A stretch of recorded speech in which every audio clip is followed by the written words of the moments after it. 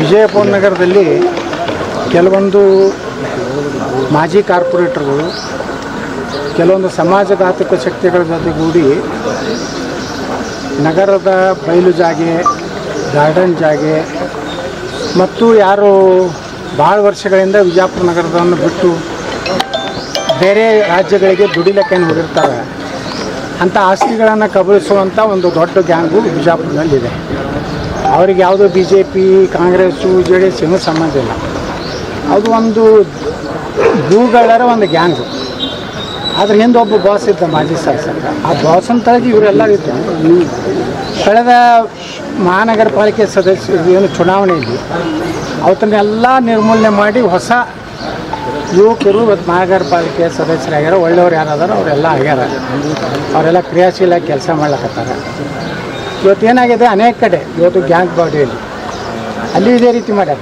ಪಾಪ ಸಾರ್ವಜನಿಕ ಉದ್ದೇಶಕ್ಕೆ ಗಾರ್ಡನ್ ಆಗಬೇಕು, ಅಲ್ಲಿ ಒಂದು ಸಾಂಸ್ಕೃತಿಕ ಭವನ ಆಗಬೇಕು.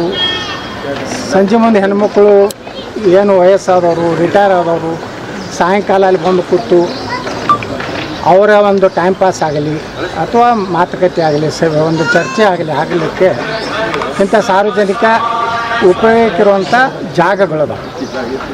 ಆದರೆ ಭಾಳ ದಿವಸಗಳಿಂದ ಅದನ್ನು ಅವರು ಕಣ್ಣಿಟ್ಟಿರ್ತಾರೆ, ಎಲ್ಲೆಲ್ಲಿ ಎಂಥ ಜಮೀನುಗಳದಾವ, ಯಾವ ರೀತಿ ಈ ಭೂಮಿಯನ್ನು ಲಪಟಾಯಿಸ್ಬೇಕು. ಇದು ಮೊದಲಿಡಿದು ಒಂದು ವಿಜಯಪುರ ನಗರದಲ್ಲಿ ಶಾಸಕರ ಒಂದು ಸಪೋರ್ಟ್ನಿಂದ ಆಗೋದು ಬಂದಿದೆ. ಈಗ ಆ ಪರಿಸ್ಥಿತಿ ಇಲ್ಲ ವಿಜಯಪುರ ನಗರದಲ್ಲಿ. ಎಲ್ಲ ಕಡೆ ಸಾರ್ವಜನಿಕ ಏನು ನಮ್ಮ ಉದ್ಯಾನಗಳದಾವು ಅಂಥವನ್ನೆಲ್ಲ ಅಭಿವೃದ್ಧಿ ಮಾಡ್ಲಕತ್ತೀವಿ. ಸ್ವಲ್ಪ ಇದು ಏನಿದೆ, 4 ವಾರ್ಡು ನಾಲ್ಕಾಣ ಕ್ಷೇತ್ರದಲ್ಲಿ ಇರೋದ್ರಿಂದ ಇಲ್ಲಿ ಸ್ವಲ್ಪ ಅಭಿವೃದ್ಧಿ ಕಡಿಮೆ ಆಗಿದೆ.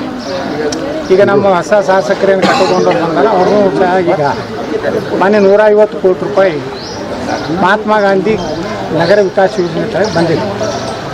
ಅದರಲ್ಲಿ ಸುಮಾರು 100 ಕೋಟಿ ರೂಪಾಯಿ ಮೇಲೆ ನಮ್ಮ ವಿಜಯಪುರ ವಿಧಾನಸಭೆ ಬಂದಿದೆ. ಉಳಿದದ್ದು ನಮ್ಮ ಈ ಒಂದು ವಿಜಯಪುರ ನಗರದಲ್ಲಿರುವಂಥ ನಾಲ್ಕಾಣ ಕ್ಷೇತ್ರದ ಅಭಿವೃದ್ಧಿಗೆ ಬಂದಿದೆ.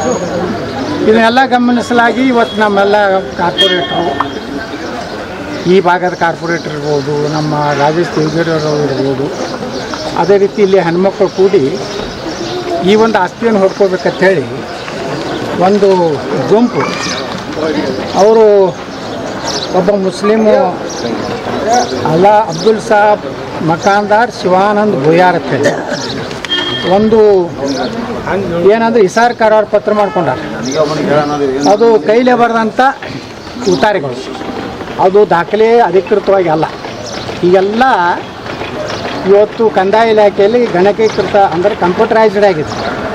ಯಾವುದನ್ನು ಇದೇ ರೀತಿ ಮೋಸ ಮಾಡ್ತಾರಂತ ಹೇಳಿನೇ ಸಾಕಷ್ಟು ಭೂ ಕಬಳಿಕೆ ಈ ರೀತಿ ಬಿಜಾಪುರ ಅಲ್ಲ ಇಡೀ ಕರ್ನಾಟಕದಲ್ಲಿ ನಡೀತಿರೋ ಕಾಲದಲ್ಲಿ ಮಾಡಿದ್ರೂ ಸಹ ಇವರು ಎಲ್ಲರ ಕಣ್ಣಿಗೆ ಮಣ್ಣೆ ಎರಚಿ ಈ ಒಂದು ಜಮೀನು ರಿಜಿಸ್ಟರ್ ಸರ್ವೆ ನಂಬರ್ 21 ಹಿಸ್ಸಾ 6 ಹಳೆ ಕೈ ಬರೆಯ ಉತ್ತಾರ ಮಾಡ್ಕೊಂಡಿರುವ ಇಸಾರು ಕರಾರ ಪತ್ರ, ಒಂದು ಬೋಗಸ್ ಒಂದು ಕರಾರ ಪತ್ರ ಮಾಡ್ಕೊಂಡು ಇಲ್ಲಿ ಒಂದೇನೋ ಸಣ್ಣ ಜಾಗ ತೊಗೊಂಡು ಇದೆಲ್ಲ ನಮ್ಮದೇ ಜಾಗ ಉಳಿಕಿದ್ದು ಅಂತೇಳಿ ತೋರಿಸ್ತಾ ಇದ್ದಾರೆ. ಇವತ್ತು ಅವ್ರಿಗೆ ಆ ಒಂದು ಕಳ್ಳರಿಗೆ ಏನಿದೆ ಬಿಜಾಪುರನಲ್ಲಿ, ಅವರಿಗೆ ಇವತ್ತು ಇಲ್ಲಿ ಹೆಣ್ಮಕ್ಳು ತಮ್ಮ ಭಾಗದಲ್ಲಿ ಇದು ಗಾರ್ಡನ್ ಆಗಬೇಕು, ನಮಗೆಲ್ಲ ಸಾಯಂಕಾಲ ನಮ್ಮ ಒಂದು ಸಣ್ಣ ಗುಡಿ ಆಗಬೇಕು, ಇಲ್ಲಿ ನಮ್ಮ ಹೆಣ್ಮಕ್ಳು ಕೊಟ್ಟು ಬಂದು ಕುಂದರ್ಲಿಕ್ಕೆ ಮಾಡಲಿಕ್ಕೆ ಅನುಕೂಲ ಆಗಲಿ ಅಂತೇಳಿ ಅವರು ಇವತ್ತು ಹೋರಾಟ ಪ್ರಾರಂಭ ಮಾಡ್ಯಾರ. ಅವರು ಹೋರಾಟದ ಆರೋಪ ಮಾಡುವಂಥ ಒಂದು ತಂಡಿದೆ. ಅದ್ರ ಬಗ್ಗೆ ನಾವು ಮಾತಾಡಕ್ಕೆ ಹೋಗೋದಿಲ್ಲ. ಅವ್ರಿಗೇನು ಗೊತ್ತಿದೆ, ಅವ್ರದ್ದೆಲ್ಲ ಸ್ಥಿತಿ ಏನಾಗಿದೆ. ಅದ್ರ ಜೊತೆಗೆ ವಕಫ್ ಮುಸ್ಲಿಮರಿಗೆ ಸಂಬಂಧಪಟ್ಟಂಥ ಒಂದು ಆಸ್ತಿಯಲ್ಲಿ ಇವತ್ತೇನು ಭಾಳ ಮಾತಾಡ್ತಾ ಇದ್ದಾನೆ ಅವನು ಮಸನವಾಟ ಮುನ್ಸಿಪಾಲ್ಟಿ ಅಂತಿದೆ, ಇದು ಕಾರ್ಪೊರೇಷನ್ದು.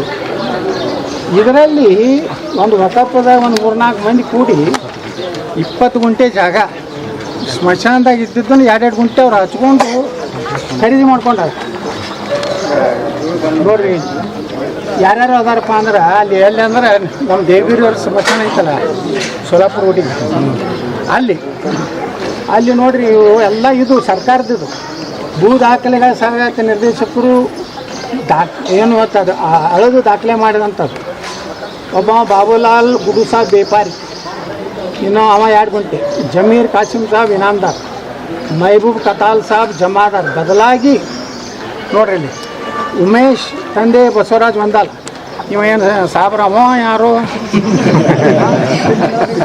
ಮುಂದೆ ಮಕ್ಕಳು ಎಲ್ಲರೂ ಉಳ್ಕಿದ ಸಾಬ್ರ ಅದಾರ ಇವ ನಡ್ಬರ್ಕ್ ಸಾಬ್ ಸರ್ ಇವ ಸಾಹೇಬ ಇನ್ನೊಂದು ಚೆಕ್ ಮಾಡ್ಬೇಕಾಗ್ತೈತೆ ಒಂದು ಚೆಕ್ ಹ್ಯಾಂಗೆ ಮಾಡಬೇಕು ಗೊತ್ತೈತೆ ಮೊಹಮ್ಮದ್ ಇಕ್ಬಾಲ್ ಚಾಂದ್ ಸಾಬ್ ಮುಲ್ಲಾ ಮೆಹಬೂಬ್ ಅಬ್ದುಲ್ ಸಾಬ್ ಹಿಂದಿಕರ್ ರಫೀಕ್ ಅಹಮದ್ ಮೊಹಮ್ಮದ್ ಇಸಾಕ್ ಹುಂಡೇಕಾರ್ ಬದಲಾಗಿ ಇನ್ನೊಬ್ಬ ಸಾಬ್ ಅರ್ಧ ಸಾಹೇಬ್ ಸೇರಿ ಅನ್ನೋದು ಮಾಂತೇಶ್ ಕೊಡ್ತಾರೆ ಅಂಗಡಿ ಸಮದನಿ ದಸ್ಗೀರ್ ಪಟೇಲ್ ಕರ್ನಾಟಕ ವಕಫ್ ಬೋರ್ಡ್ ಅದಕ್ಕೆ 6 ಗುಂಟ ಬೆಟ್ಟ ಇವರೆಲ್ಲ ಬಿಜಾಪುರ್ನಾಗ ಹಿಂದುತ್ವ ಕುಂಕುಮ ಹಚ್ಕೊಂಡು ರಾಮನ ಮೂರ್ತಿ ಮೆರವಣಿಗೆ ಮಾಡೋದು ಮಾಡಿ ಈ ಉತ್ತರ ಸಹಿತ ಮಾಡ್ಕೊಂಡ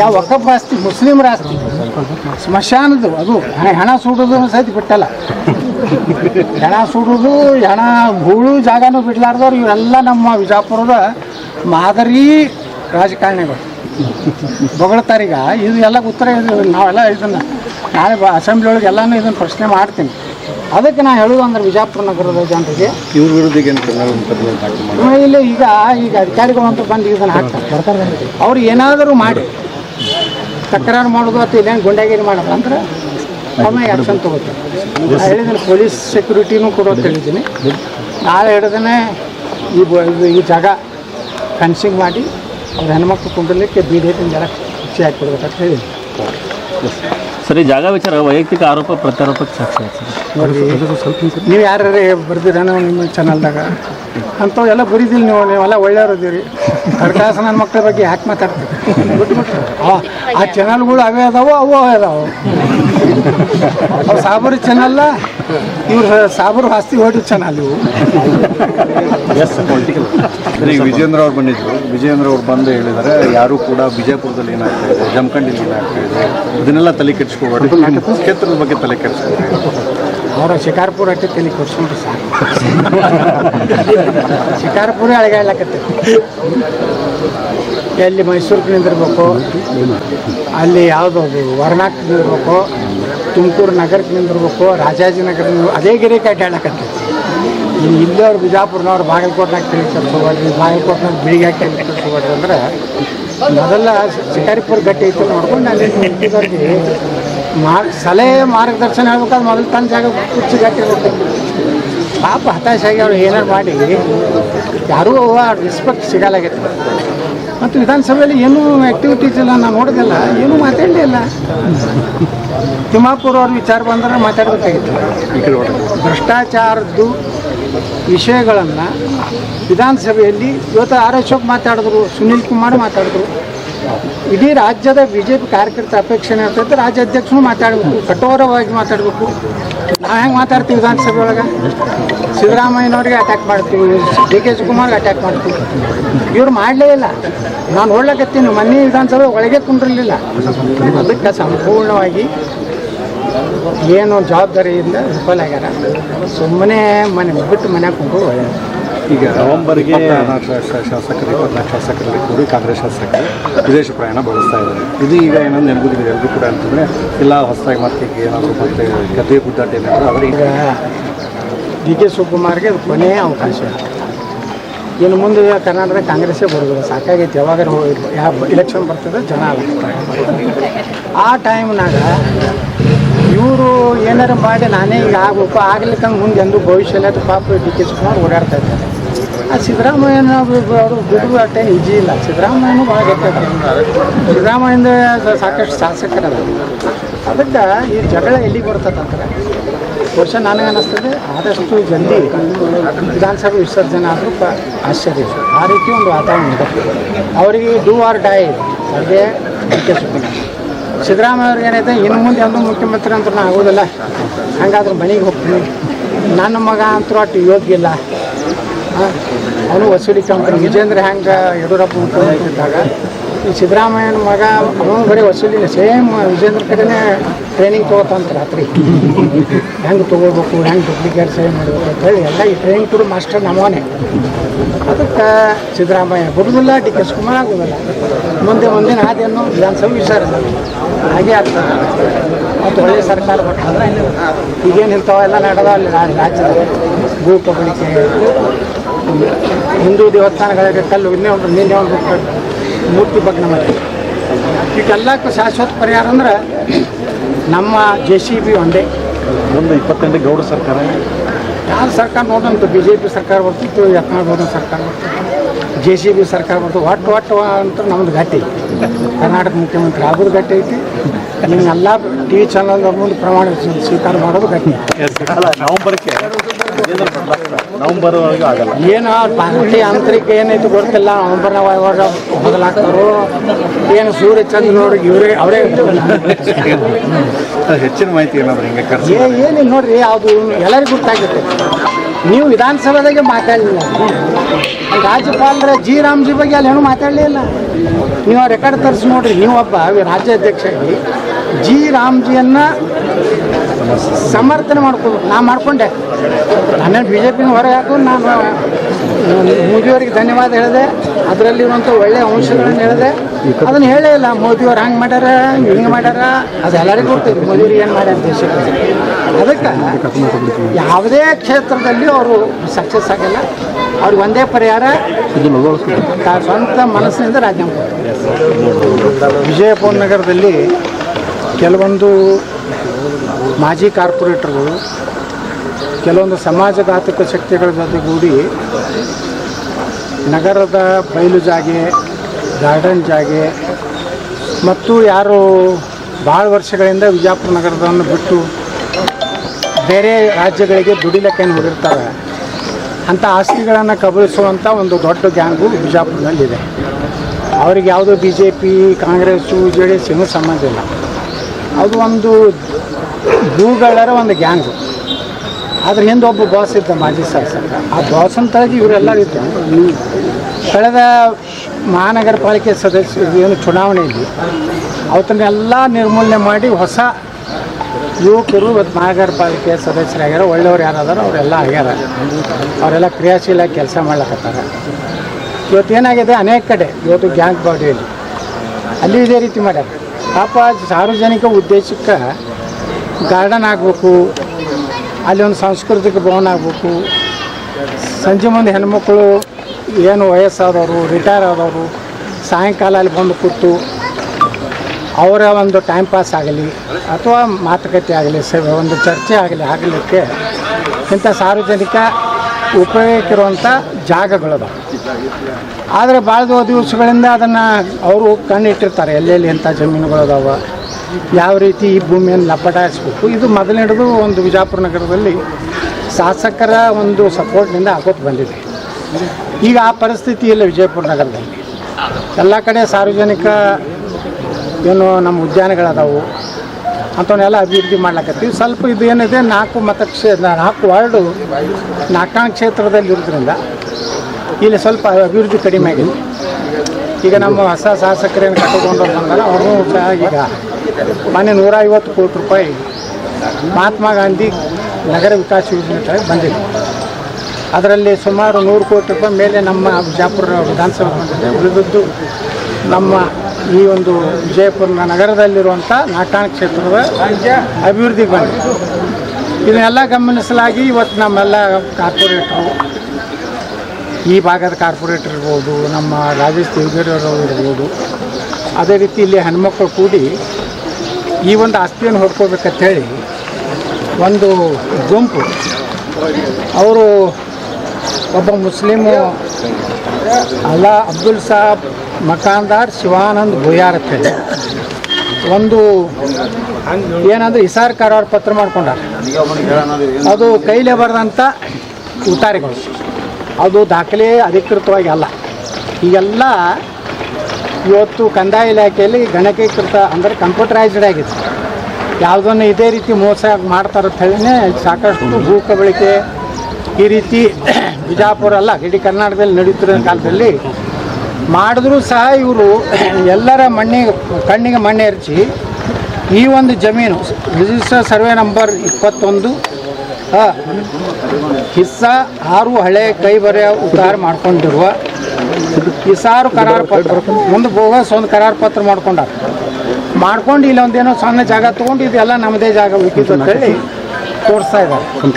ಇವತ್ತು ಅವ್ರಿಗೆ ಆ ಒಂದು ಕಳ್ಳರ್ ಗ್ಯಾಂಗ್ ಏನಿದೆ ಬಿಜಾಪುರ್ನಲ್ಲಿ ಅವರಿಗೆ ಇವತ್ತು ಇಲ್ಲಿ ಹೆಣ್ಮಕ್ಳು ತಮ್ಮ ಭಾಗದಲ್ಲಿ ಇದು ಗಾರ್ಡನ್ ಆಗಬೇಕು, ನಮಗೆಲ್ಲ ಸಾಯಂಕಾಲ ನಮ್ಮ ಒಂದು ಸಣ್ಣ ಗುಡಿ ಆಗಬೇಕು, ಇಲ್ಲಿ ನಮ್ಮ ಹೆಣ್ಮಕ್ಳು ಕೊಟ್ಟು ಬಂದು ಕುಂದ್ರಲಿಕ್ಕೆ ಮಾಡಲಿಕ್ಕೆ ಅನುಕೂಲ ಆಗಲಿ ಅಂತೇಳಿ ಅವರು ಇವತ್ತು ಹೋರಾಟ ಪ್ರಾರಂಭ ಮಾಡ್ಯಾರ. ಅವರು ಹೋರಾಟದ ಆರೋಪ ಮಾಡುವಂಥ ಒಂದು ತಂಡಿದೆ. ಅದ್ರ ಬಗ್ಗೆ ನಾವು ಮಾತಾಡಕ್ಕೆ ಹೋಗೋದಿಲ್ಲ. ಅವ್ರಿಗೇನು ಗೊತ್ತಿದೆ ಅವ್ರದ್ದೆಲ್ಲ ಸ್ಥಿತಿ ಏನಾಗಿದೆ. ಅದ್ರ ಜೊತೆಗೆ ವಕಫ್ ಮುಸ್ಲಿಮರಿಗೆ ಸಂಬಂಧಪಟ್ಟಂಥ ಒಂದು ಆಸ್ತಿಯಲ್ಲಿ ಇವತ್ತೇನು ಭಾಳ ಮಾತಾಡ್ತಾ ಇದ್ದಾನೆ ಅವನು ಮಸನವಾಟ ಮುನ್ಸಿಪಾಲ್ಟಿ ಅಂತಿದೆ, ಇದು ಕಾರ್ಪೊರೇಷನ್ದು. ಇದರಲ್ಲಿ ಒಂದು ವಕಫದ ಒಂದು 3-4 ಮಂದಿ ಕೂಡಿ 20 ಗುಂಟೆ ಜಾಗ ಸ್ಮಶಾನದಾಗ ಇದ್ದಿದ್ದನ್ನು 2-2 ಗುಂಟೆ ಅವ್ರು ಹಚ್ಕೊಂಡು ಖರೀದಿ ಮಾಡ್ಕೊಂಡಾರ. ನೋಡ್ರಿ ಯಾರ್ಯಾರು ಅದಾರಪ್ಪ ಅಂದ್ರೆ ಅಲ್ಲಿ ಎಲ್ಲಿ ಅಂದ್ರೆ ನಮ್ಮ ದೇವಿರವ್ರ ಸ್ಮಶಾನ ಐತಲ್ಲ ಸೋಲಾಪುರ ರೋಡಿಗೆ, ಅಲ್ಲಿ ನೋಡ್ರಿ ಇವು ಎಲ್ಲ ಇದು ಸರ್ಕಾರದ್ದು ಭೂ ದಾಖಲೆಗಳ ಸಹಾಯಕ ನಿರ್ದೇಶಕರು ಏನು ಅದು ಅಳದು ದಾಖಲೆ ಮಾಡಿದಂಥದ್ದು. ಒಬ್ಬ ಬಾಬುಲಾಲ್ ಗುಡು ಸಾಬ್ ಬೇಪಾರಿ, ಇನ್ನು ಅವ 2 ಗುಂಟೆ, ಜಮೀರ್ ಕಾಸಿಮ್ ಸಾಬ್ ಇನಾಮ್ದಾರ್, ಮಹಬೂಬ್ ಕತಾಲ್ ಸಾಬ್ ಜಮಾದಾರ್. ಬದಲಾಗಿ ನೋಡ್ರಿ ಇಲ್ಲಿ ಉಮೇಶ್ ತಂದೆ ಬಸವರಾಜ್ ಮಂದಾಲ್, ಇವ ಏನು ಸಾಬ್ರವ ಯಾರು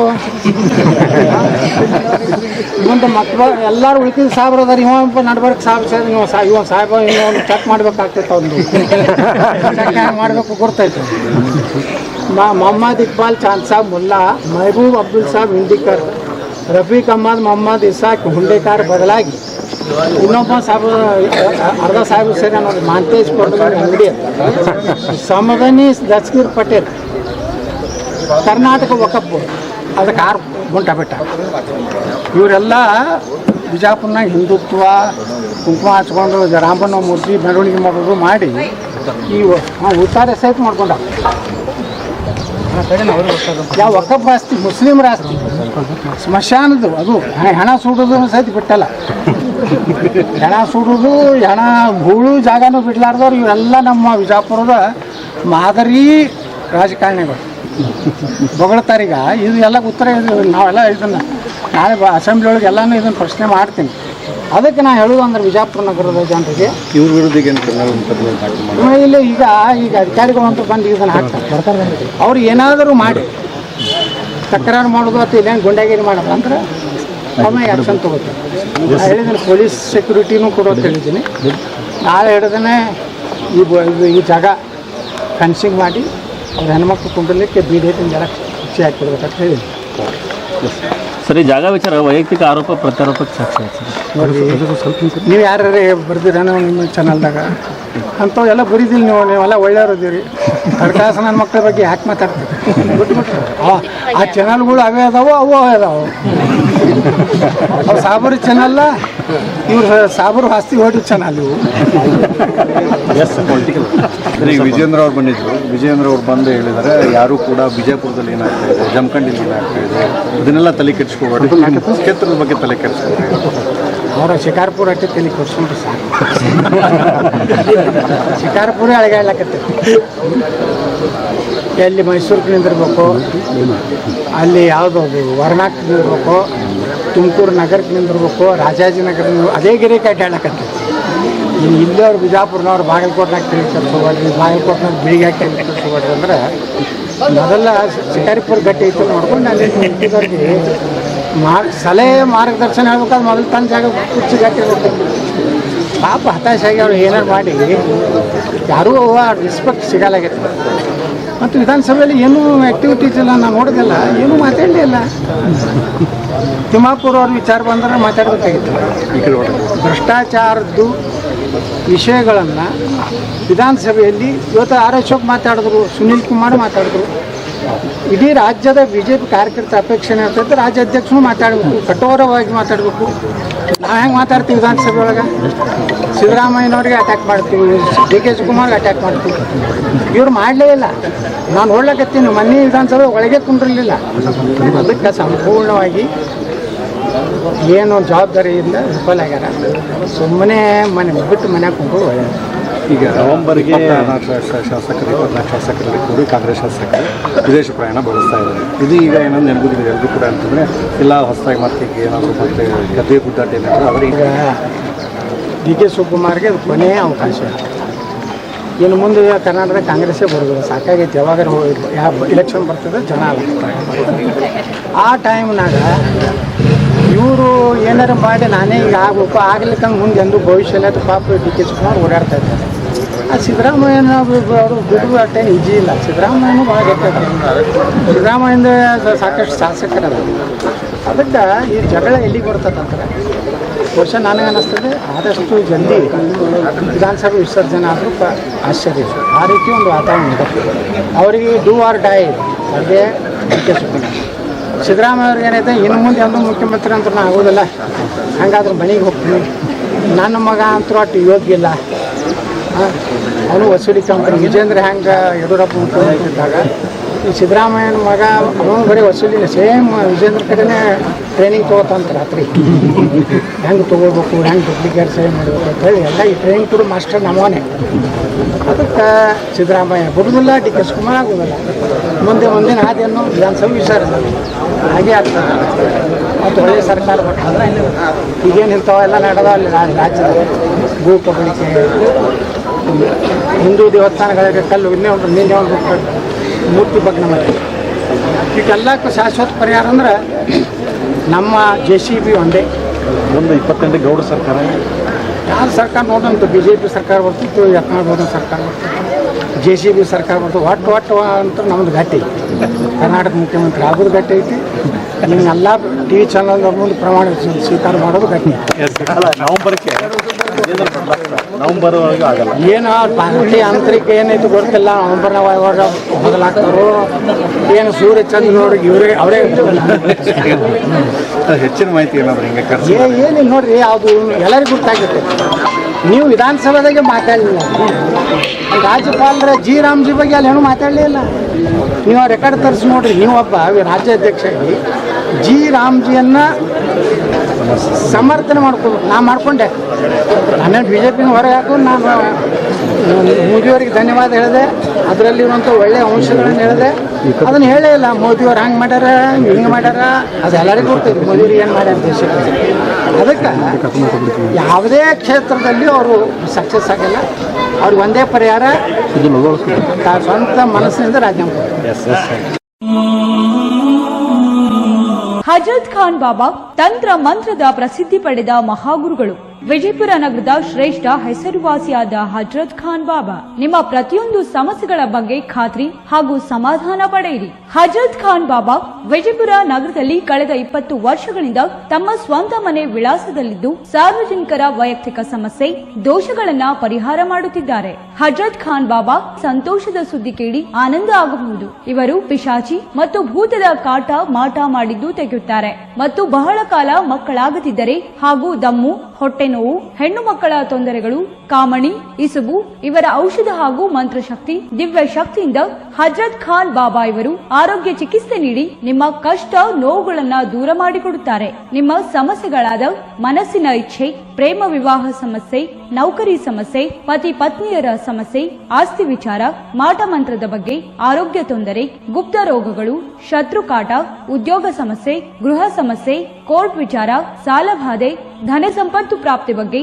ಸಂತಾನ ಪ್ರಾಪ್ತಿ ಬಗ್ಗೆ, ರೋಗಿಗೆ ಔಷಧ ನಾಟುವ ಬಗ್ಗೆ, ವಿವಾಹ ಸಮಸ್ಯೆ, ವಿದ್ಯೆ ಸೇರಿದಂತೆ ಈ ಎಲ್ಲಾ ಪ್ರತಿಯೊಂದು A to Z ಸಮಸ್ಯೆಗಳ ಬಗ್ಗೆ ಖಾತ್ರಿ ಹಾಗೂ ಸಮಾಧಾನ ಪಡೆಯಿರಿ. ಹಜರತ್ ಖಾನ್ ಬಾಬಾ ಕಳೆದ 2 ದಶಕಗಳಿಂದ ತಮ್ಮ ಸ್ವಂತ ಮನೆ ವಿಳಾಸದಲ್ಲಿದ್ದು ಸಾರ್ವಜನಿಕರ ವೈಯಕ್ತಿಕ ಸಮಸ್ಯೆ ದೋಷಗಳನ್ನ ಪರಿಹಾರ ಮಾಡುತ್ತಿದ್ದಾರೆ. ನಿಮ್ಮ ಸಮಸ್ಯೆಗಳ ಪರಿಹಾರಕ್ಕೆ ಕರೆ ಮಾಡಿ ಪರಿಹಾರ ಪಡೆದುಕೊಳ್ಳಬಹುದು. Mobile number 9972183841. ಸ್ವಂತ ಮನೆ ವಿಳಾಸ Hazrat Khan Baba, Sainik school, first gate, bus stop, Ibrahim Roza back side, Horti plot, Rahim Nagar, Vijayapura.